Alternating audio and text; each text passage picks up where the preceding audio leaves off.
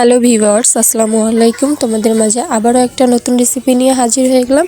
তো আজকে তোমাদের সাথে শেয়ার করব কিভাবে বাসায় সহজ পদ্ধতিতে বাটার কুকিজ তৈরি করবা। এভাবে যদি বাসায় বাটার কুকিজ তৈরি করা হয় তাহলে কিন্তু দোকান থেকে আর বেশি দাম দিয়ে কিনতে হবে না, বাসায় অল্প কিছু উপকরণ দিয়ে বানিয়ে নিতে পারো অনেকগুলো বাটার কুকিজ। তো চলো মূল রেসিপিতে চলে যাই। এখানে ফার্স্টেই আমি বাটার নিয়েছিলাম, আর বাটার কিন্তু আমি আগে থেকে গলিয়ে নিয়েছিলাম, যার কারণে এরকম দেখাচ্ছে। যাই হোক, বাটার আমি নিয়েছিলাম হাফ কাপ। তারপর এর ভিতর দিয়ে দিচ্ছি পাউডার সুগার। তো এখন সবগুলো উপকরণ মানে বাটার আর সুগারটা আমি খুব সুন্দর করে এখানে ক্রিমি একটা ভাবের মতো গুলিয়ে নিচ্ছি। তো দেখতেই পাচ্ছ কি সুন্দর ক্রিমি একটা ভাব চলে আসছে। হ্যান্ড উইক্সের সাহায্যে এভাবে ক্রিমি একটা ভাব যখন চলে আসবে তখন এর ভিতর দিয়ে দিব 1 কাপ ময়দা। তোমরা চাইলে আটাও ব্যবহার করতে পারো, কোনো সমস্যা নেই। আর তারপর দিয়ে দিচ্ছি 1 চা চামচ বেকিং পাউডার। এখন এইটাকে আমি একটা ডো তৈরি করে নেব।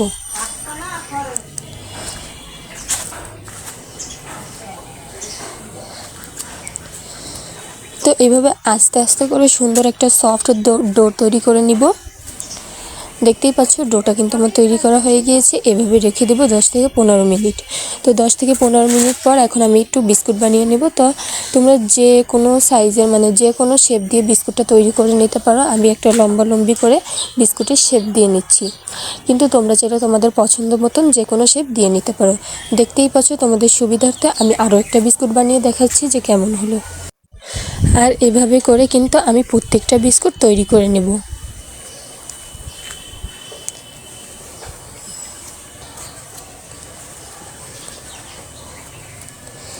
এই যে সবগুলো বিস্কুট আমি এভাবে করে তৈরি করে নিলাম, আর এখানে ওভেনের ট্রেতে নিয়ে নিলাম।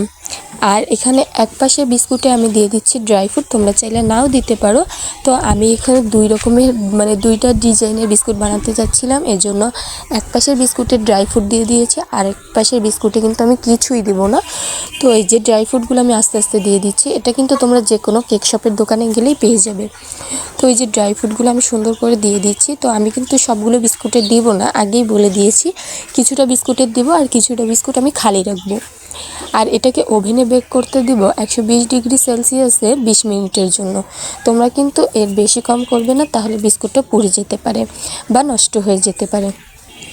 তো এই যে ওভেনের ভিতর দিয়ে নিলাম, আর 20 মিনিটের জন্য 120 ডিগ্রি সেলসিয়াসে দিয়ে দিব। তো এই যে ওভেন থেকে চলে আসলাম, আর দেখতেই পাচ্ছ বিস্কুটটা কি সুন্দর পারফেক্ট হয়েছে। উপরেও যেরকমটা সুন্দর আসছে, নিচেও। আর এটা কিন্তু আমি উপর নিচ দুইটা পাওয়ারে দিয়েছিলাম ওভেনের, এই জন্যই কিন্তু এতটা সুন্দর দেখাচ্ছে। আর এটা খেতেও কিন্তু খুবই সুন্দর ছিল। তো তোমরা কে কে এখনও বাসায় বাটার কুকিজ তৈরি করোনি, অবশ্যই একবার হলেও ট্রাই করো। মাশাআল্লাহ খুব সুন্দর হয়েছে, খেতেও কিন্তু অনেক অনেক মজার হয়েছিল। তো তোমরা এখনই অবশ্যই ট্রাই করে ফেলো। আর তোমরা কি কি রেসিপি দেখতে চাও অবশ্যই কমেন্ট করে জানিও, আমি ইনশাল্লাহ সেই রেসিপিটা তোমাদের সাথে শেয়ার করব। আর তোমাদেরকে ভেঙে দেখাচ্ছি, আর খেতে যে কতটা সফট হয়েছিল, মানে মুখে দিলেই একদম ক্রিমের মতন হয়ে যাচ্ছিল। খুব সুন্দর একটা রেসিপি ছিল।